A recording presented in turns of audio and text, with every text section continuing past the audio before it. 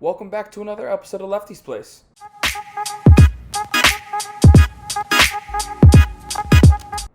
Yes, our Miami Heat have officially lost their second game of this postseason run with a 117-106 loss to the Boston Celtics in Game 3. This was another tough battle against a really good team, and Boston just showed up for, however long they needed to in order to get this victory. Because in the previous games, they've also had big leads against us, just weren't able to close it out and officially get that win. In this one, that is not the case.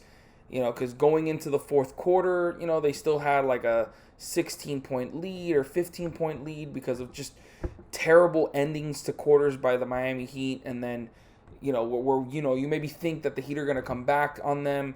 They were able to just fight back and just get the buckets that they needed to keep that lead where it was.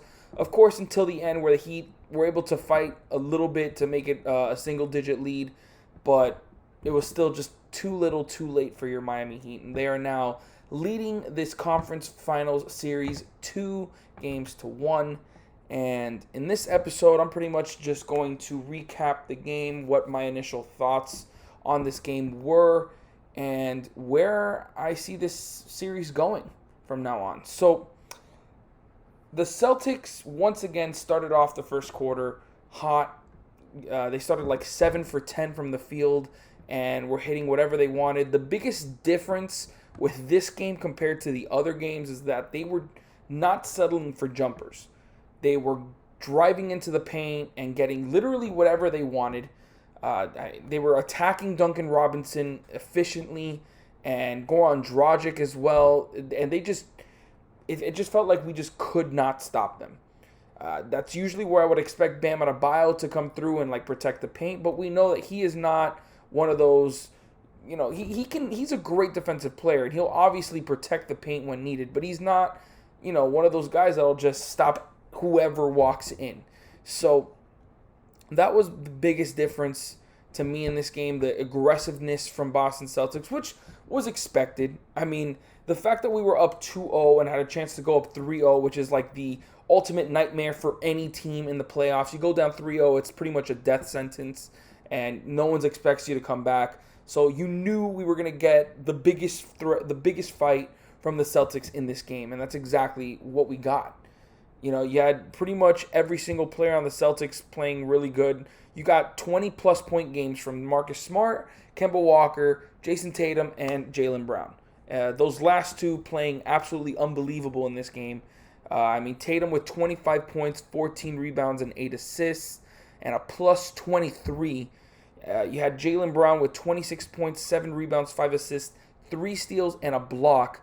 Those steals were especially just killer for the Miami Heat, as they normally, I think each one of those steals led to a bucket on the other end, like right away. Like I can't remember how many times the Celtics were able to get their hands on the ball off either a lazy pass from the Miami Heat or just not being aware of where they are on the court, and it just leading to an easy bucket on the other end. Those killed the Heat, and it just cannot happen for the rest of the series if the Heat are, want to make it into the finals. Another big thing for the Celtics was the fact that Gordon Hayward made his return. So he, was the only other player that got, like, top minutes. Like, think about it. Getting Gordon Hayward made it so that they could, pretty much stick with that six-man rotation, primarily of Marcus Smart, Jaylen Brown, Tatum, Walker, and then obviously Hayward. Because nobody else played more than 10 minutes in this game. You got some okay minutes from Brad Wanamaker. Grant Williams had 9 minutes, but looked atrocious in them. He had some solid areas, but he was negative 11 in those 9 minutes. So he was clearly ineffective against stopping Bam Adebayo, who had a monster game tonight with 27 points, 16 rebounds, 3 steals, 2 blocks. The thing is, he had 1 assist, which is not normal for Bam Adebayo. Usually you see him, being part of like any action going on with triple handoffs, but the Celtics were just stopping all of that from happening. And it's due to their length, their defensive versatility, and just overall their aggressiveness in this game was just overbearing. There was nothing that the Heat. It felt like there was nothing that the Heat could do right, especially in the first three quarters, or at least in the first 42 minutes of this game, because literally up until that point, we couldn't stop them. Plain and simple, we just could not stop them. And one thing that's just driving me absolutely nuts is Jimmy Butler. I know that in the last game, he did what he had to do at the end because we were close, and he made those really important plays to give us, the lead and pretty much take us home in game 2. Same thing in game 1. He was huge at the end of that game. The thing is, in this one, when you can tell that Goran Dragic was being taken out of the game, that was the game plan from Brad Stevens in this one, that he was not going to allow Goran Dragic to have any good game. I mean, he shot 2 for 10. 11 points, minus 29 in his 28 minutes. That's easily the worst game Goran Dragic has had in these playoffs. So as soon as we knew that was the game plan of the Boston Celtics, and it was clear from the get-go, because they instantly put Marcus Smart on him, and whenever there was a switch, it was either Jaylen Brown or Jason Tatum, some big-time guard or really good defender that was going to stop Goran Dragic. They no longer put Kemba Walker on him, which was a really smart move from Brad Stevens. But the thing is, then that means that the Heat needed a counter with Jimmy Butler being aggressive. Instead, it was Bam Adebayo and Tyler Hero that were the most aggressive players in this game for the Heat, and Jimmy Butler was again a no-show in the first 36 minutes of this game. I know he had 17 points, 8 rebounds, 3 assists, 2 blocks, but he was a -7 in his 37 minutes. And it just feels like he's not being aggressive. I don't know whether it's an injury that he's not talking about, because if Jimmy Butler's injured, he's not going to say it. He would never do that. But it's just, I can't put my finger on it. I don't understand why Jimmy Butler is not being aggressive from the get-go when we clearly need it. Fine, I'll give him a pass in game 2. I'll give him a pass even in game 1 because he did what he had to do at the end. But by the time it got to that point in the fourth quarter, the game was already over. We were down 18 points in the fourth quarter, and I know we've overcome those kind of deficits, but Dragic was not having a good game, and our outside shooting just wasn't there. Yeah, we had some great spurts from Tyler Hero, who continues to show that he has, elephant-sized balls to just take whatever shot he's given. That one on the fast break where Jay Crowder just gave it to him, and he had already had 10 points in 4 minutes, and he just pulls it up from the three-point line.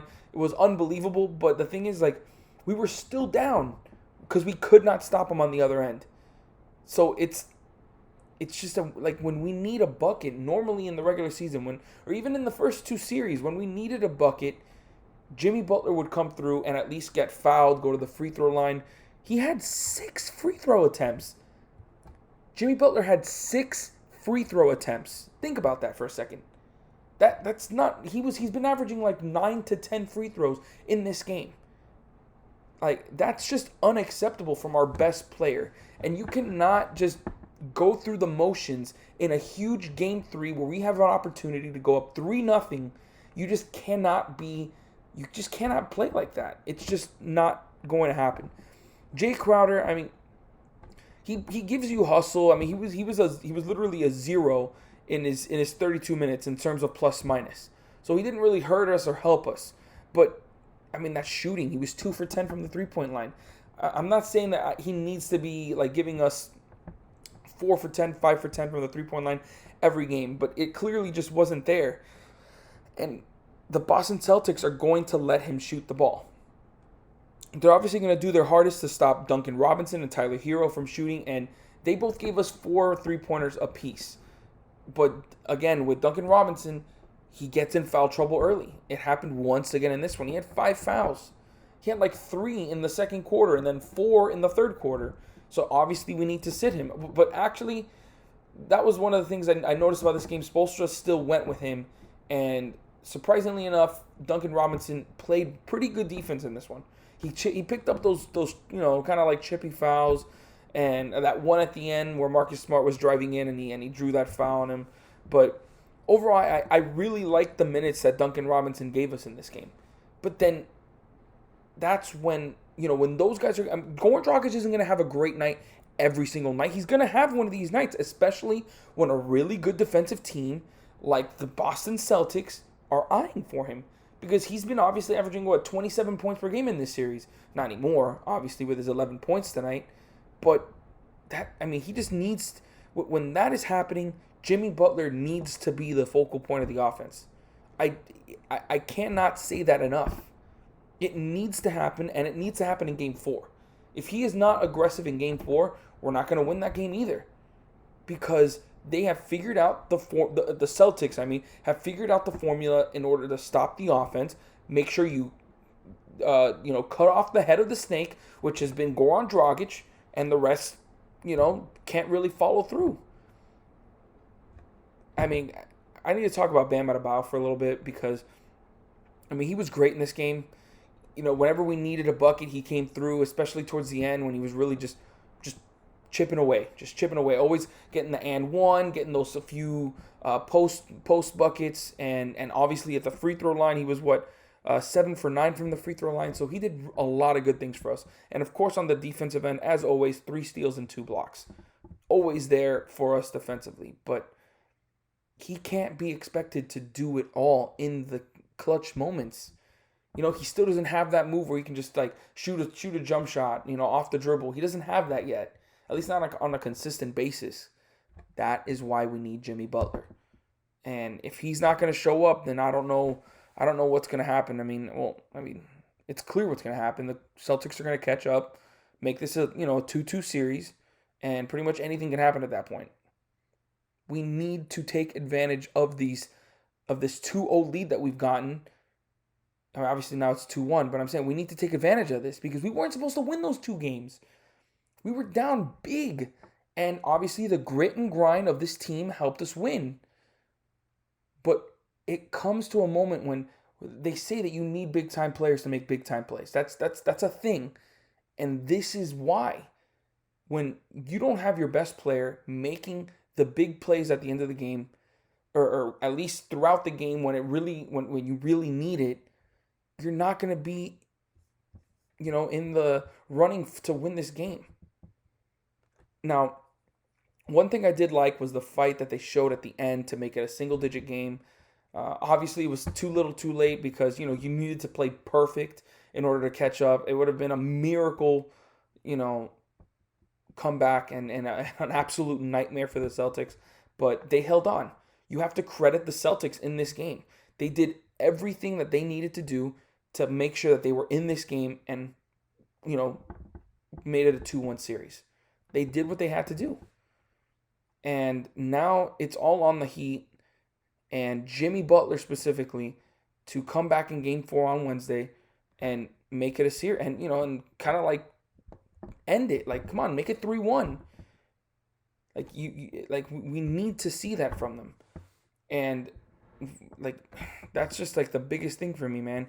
The fact that Jimmy Butler just did not show up. I'll say it over and over and over again. Another player that didn't show up, Kelly Olynyk. I know he's not playing big minutes for us right now. He's kind of getting 12, 15 minutes a game, but it just felt empty. Empty minutes. He got to the line a few times, but every single time he got a 3-point shot, it was off. He was 0 for 6 from the field, 0 for 4 from the 3-point line, and I think it was a negative 10 plus minus. Yeah, he was negative 10. He gave us pretty much nothing. And obviously, if he's not giving us anything on the offensive end, there's nothing on the defensive end. Pretty much close to nothing. Enes Kanter was bullyballing him in the post. And whenever he got a switch on a wing, he just couldn't keep up. And you need to be hitting those shots. 0 for 4 from the 3-point line is just not going to cut it from Kelly Olynyk, especially when those shots that he got. There were so many times I was like, oh, that's a good shot for Kelly. And boom, just off the rim. Just not. I'll tell you one thing. we're not going to have another night like this from the three-point line. Shooting 27% from the three-point line, there's just no way. We did go 28 for 34 from the free throw line, 82%, which is solid, but the Boston Celtics made 26 free throws. So it really wasn't that big of a difference there. But it was the fact that the Boston Celtics made 48% of their buckets at the end of the game.